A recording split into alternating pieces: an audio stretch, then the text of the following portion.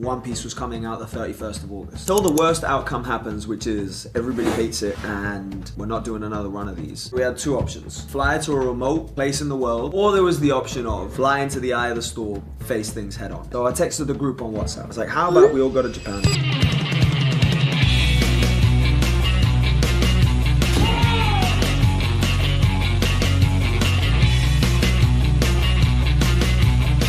Still struggling to believe this is real. The actors' strikes were happening. One Piece was coming out the 31st of August. We could not go to our own premiere. We really didn't know how it was gonna go. I was really scared. The way I saw it, we had two options. Fly to a remote place in the world, come out a month later and check how it went. Or there was the option of fly into the eye of the storm, face things head on.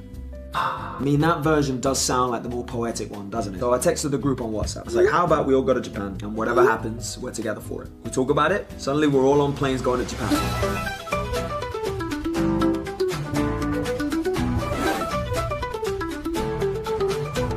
FaceTime my dad to show him the first one that I found. Still struggling to believe this is real.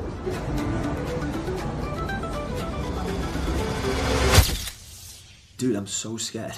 With no plan on what I'm gonna do there, with an outcome I have no control over and no way to predict. Till the worst outcome happens, which is everybody hates it and we're not doing another run of these. What would my behavior be if we were guaranteed another one of these? If we were guaranteed another shot? I would keep learning new ways to fight, I'd keep learning new ways to cook. How about we get in the ring with some sumo wrestlers and learn how to make some sushi?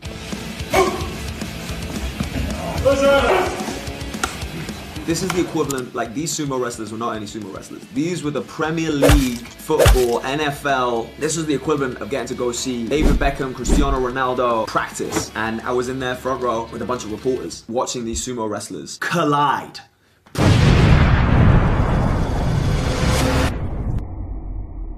I wanted to get in there, bro. And I asked the head coach, who's a big deal, can I get in there? He was like, no. I was like, please? He was like, no. How about no?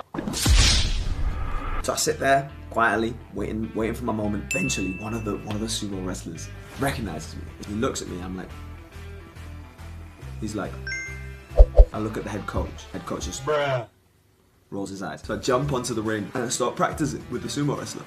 I'm stretching with them. I'm doing the sumo pose. And then at the end of the training, I couldn't help myself. I couldn't fucking help myself. I went to the biggest dude. He's this big. I'm this big. And I'm like, can we do one? Can we wrestle?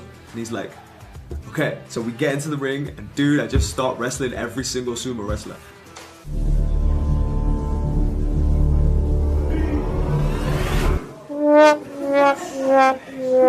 When they wrestle, it looks like this.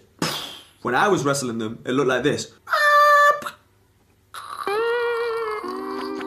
Then they invited me back to eat with them after. You'd think that sumo wrestlers eat like powerlifters, just cheeseburgers, fries, and obscene amounts of food. They don't. They eat real clean. It was white rice, sushi. They had a stew going. They had some fermented tofu, a lot of protein. They definitely did eat like more bowls of rice than me. But it wasn't to the level where I was like, wow, this is an insane amount of food. If I was really hungry, I could eat a sumo wrestler-sized meal.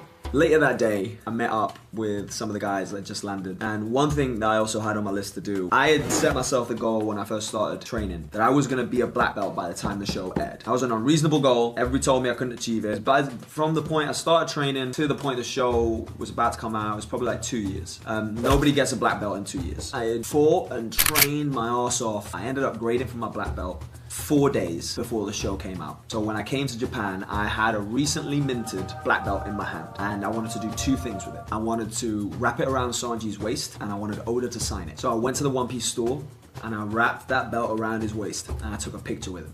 But I had this vision in my head of doing that one day, of getting my black belt before the show aired and wrapping it around Sanji's waist in the One Piece store. Oh yeah, and I almost forgot, I trained with Hwarang. The guy that Hwarang was based on lives in Japan, has his own taekwondo gym. So when I got there, everyone was black belting. I was like, oh damn, wait, I'm supposed to be just as good as them. But it was cool. It was a sick little side quest. Can't say much about meeting Oda. I wanna respect Oda's privacy. All I will say is he's the loveliest man.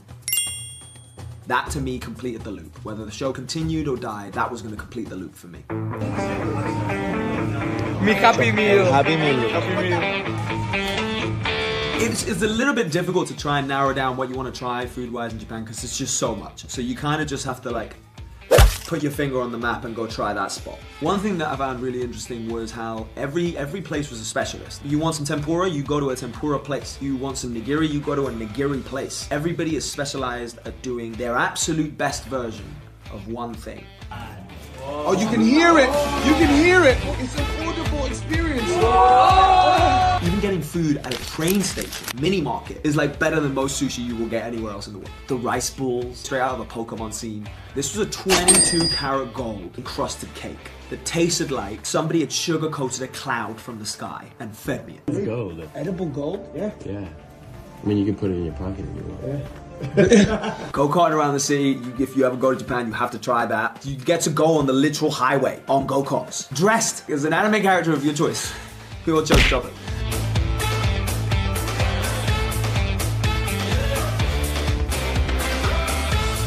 We were having so much fun. We went to learn kendo. Another friend of ours took us to meet this kendo family in the middle of rural Japan, where the grandmother of the family was the teacher and proceeded to give us our own kendo swords, our own kendo gis, and taught us how to fight kendo. After which, they took us back into their home, their traditional home, where on our knee, quintessential, iconic Japanese table, they fed us local yakitori, local homemade yakitori, and cucumbers with a miso dip. To this day, one of the best things I've ever put in my mouth. We were having so much fun in Japan, I'd almost forgotten about the fact that I was anxious about the show coming out. We met the voice actors. I'm gonna find the whole blue.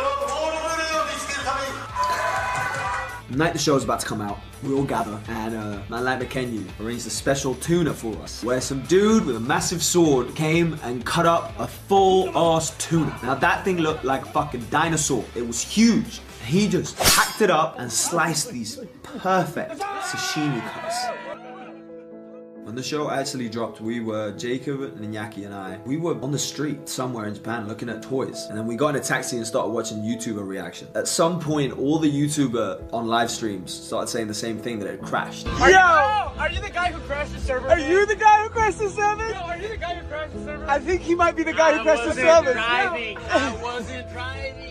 We crashed the servers. We crashed the servers. And dancing in the back of the taxi, which was not amusing to the taxi driver at all. There's nothing short of a dream come true. Thank you to everyone who watched the show. I really appreciate it. I really, from the bottom of my heart, appreciate it. Thank you.